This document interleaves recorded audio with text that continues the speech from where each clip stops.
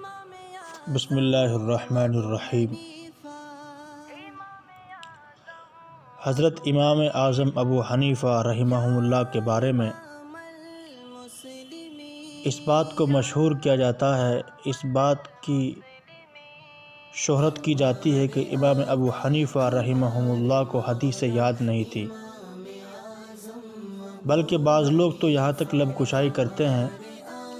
کہ امام ابو حنیفہ رحمۃ اللہ علیہ کو صرف 17 حدیثیں یاد تھی، اور یہ صرف بغض و عناد کی وجہ سے مخالفین اپنی شدت کی انتہا کو پہنچ جاتے ہیں۔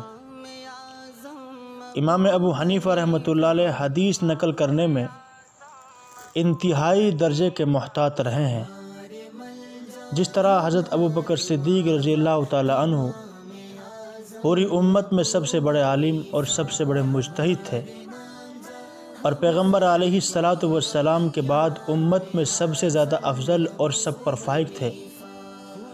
مگر ان سے جتنے روایات مروی ہیں ان سب کا مجموعہ صرف 142 ہے۔ اس کے برخلاف اگر حضرت ابو ہریرہ رضی اللہ تعالیٰ عنہ کی حدیثوں کو شمار کیا جائے تو ان کی حدیثیں 5374 بنتی ہیں۔ اب بتلائیے کہ حضرت ابو ہریرہ رضی اللہ تعالیٰ عنہ سے حضرت ابو بکر صدیق رضی اللہ تعالیٰ عنہ کے مقابلے میں 4000 سے زیادہ حدیثیں مروی ہونے کی وجہ سے کیا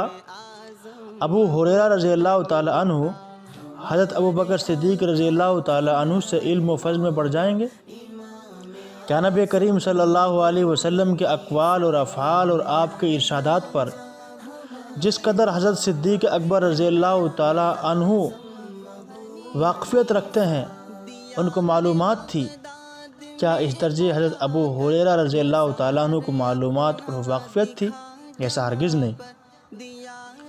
بلکہ صدیق اکبر رضی اللہ تعالیٰ عنہ کے مقابلے میں حضرت ابو ہریرہ رضی اللہ تعالیٰ عنہ طفل مکتب تھے۔ یہ بات ساری امت کے سامنے مسلم ہے۔ اس کی وجہ یہ ہے کہ حضرت ابو ہریرہ رضی اللہ تعالیٰ عنہ جو بھی روایت سنتے تھے اس کو دوسروں کے سامنے بیان کر دیا کرتے تھے، مگر صدیق اکبر نے براہ راست حضور صلی اللہ علیہ وسلم کی طرف منسوب کر کے روایات بیان کرنے میں احتیاط کا پہلو اختیار فرمایا ہے، جس کی وجہ سے ان کی مستند روایتیں صرف 142 رہ گئی۔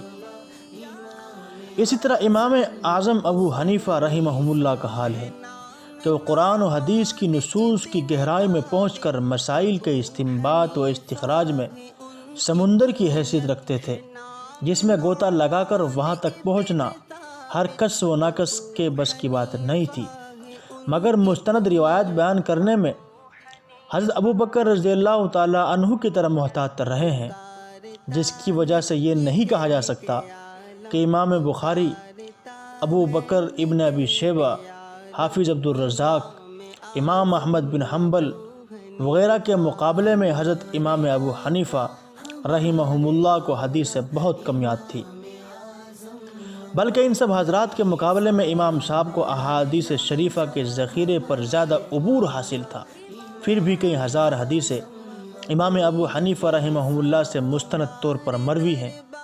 اور آج کے زمانے میں امام ابو حنیفہ رحمۃ اللہ علیہ کے مسانید کو لوگ جمع کر رہے ہیں۔ اس وقت حارثی کے نسخے کے ذریعے سے 1741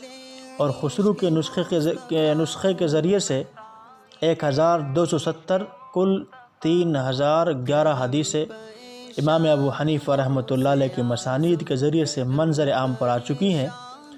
اور 4 جلدوں میں یہ دونوں نسخے مکتبہ امدادیہ مکہ مکرمہ سے شائع ہو کر منظر عام پر آ چکے ہیں۔ لہٰذا امام اعظم ابو حنیفہ رحمۃ اللہ علیہ کے بارے میں لب کشائی کرنے کی جسارت نہیں کرنی چاہیے، اور اس طرح کی گفتگو نہیں کرنی چاہیے جو حقیقت کے برخلاف ہو۔ اللہ پاک ہم سب کو ہدایت سے مالا مال فرمائے۔ فکریں ہے 100 مسائل، جگر بھی زخمی ہے دل بھی گائل، 1000 فکریں ہے 100 مسائل، دکھوں کا عطار کو